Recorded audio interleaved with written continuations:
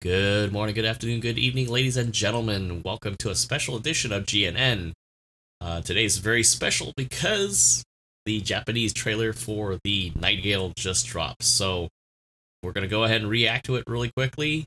And then, as best as possible, we're going to try to break down all the nitty-gritty details that we were able to discern from there. So we'll go back in time and do that stuff. So, without further ado, let's go.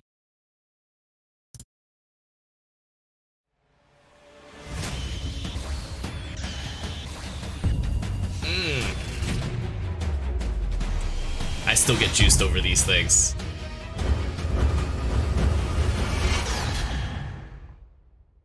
All right. Look at that lovely, lovely, sleek design there.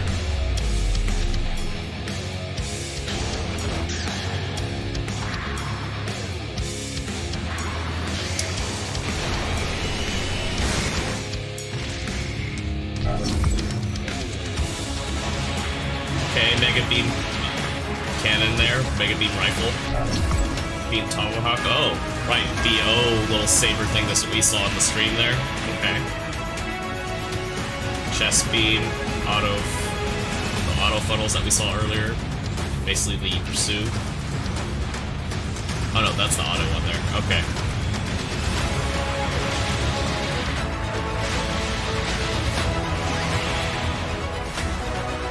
Psycho Resonance, okay. Double charge.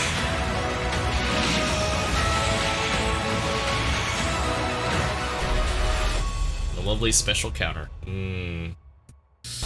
Woo. 700 cost. This Wednesday. Alright, ladies and gentlemen, we're gonna rewind that, go back in time, check it out, try to break it down as best we can, and go from there. So, see you guys in a bit. Alright, folks, we come back in time just like Huey Lewis and the news, and we're going to check out the Nightingale without the audio so we can kind of break it down a little more clearly for you guys, wanting to kind of get into the details of the new suit, and, well, maybe confirm some things that you probably saw on your own. So, we'll be proceeding as normal. Although we're more than likely going to be pausing and fast forwarding as needed, so that way we can kind of just make this as seamless as possible. So I did get to check out Midfoot Strike's 2 rounds that he rolled out with the new suit, with the Nightingale over at Bandai Studios there. And basically, from what I saw, is it feels a lot more nimble and faster. So I kind of had an impression already just by the way that the suit moved back when we had the High New commercials, the preview videos out, and we already had an idea of how fast and durable, well, how fast this would be. So we get a pretty good shot of the Mega Beam Rifle. I believe it functions very similar to the beam shotgun that the regular Sazabi has. Can't really confirm, obviously, damage numbers and everything, but I would say, based on the play style that we're seeing here, let me move that back really quick. It does function very similar. So normal fire is going to be a spread, charge shot's going to be a much narrow shot, and then earlier when we were going through, it looked like we could do double charging as well. There's your Beam Tomahawk here, just like the regular Sazabi. That thing's got a lot of reach, if not more reach than the Gundam Mark IV and Gundam Mark V that would currently in the game.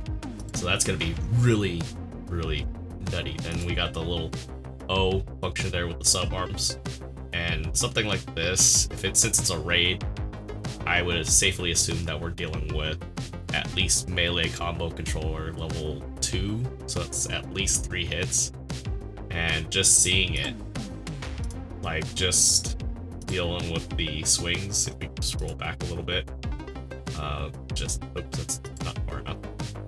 It's got a lot of arc there, so just when you think you're out of harm's way, you are still not. So you're gonna have to lock this guy up with a lot of stun builds so far. There's the pursue attack, just like the Ainu gets. This is the auto funnels that allow you to just run away and do something else, reposition while it's doing on its own. There's the lovely, let's roll that back again.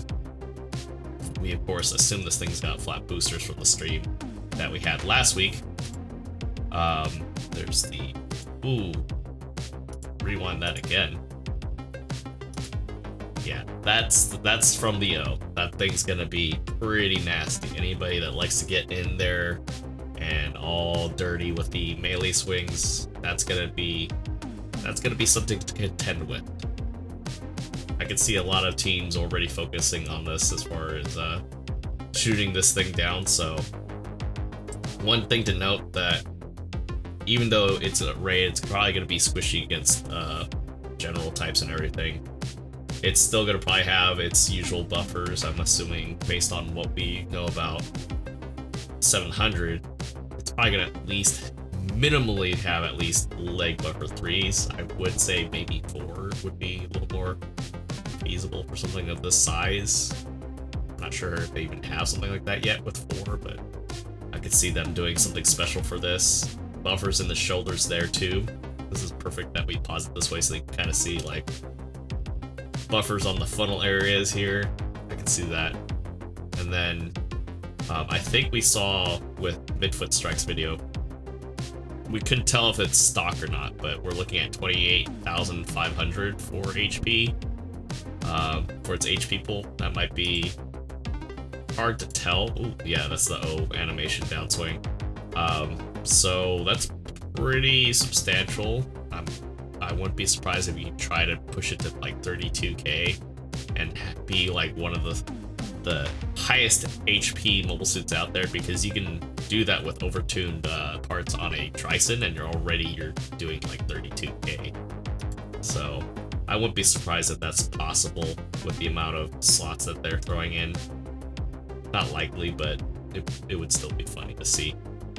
We of course still have the Psycho Resonance, just like the High News, so just at activation past 50%, it negates stagger stuff at the time of activation. So trying to knock down somebody, like I've seen so many times, and I've got caught by that too. That's going to be a problem. And then of course it's charging, and it's still charging, so yeah, double charge. And then the lovely unique counter where all its funnels just open up and just crush it to bits there. So really cool.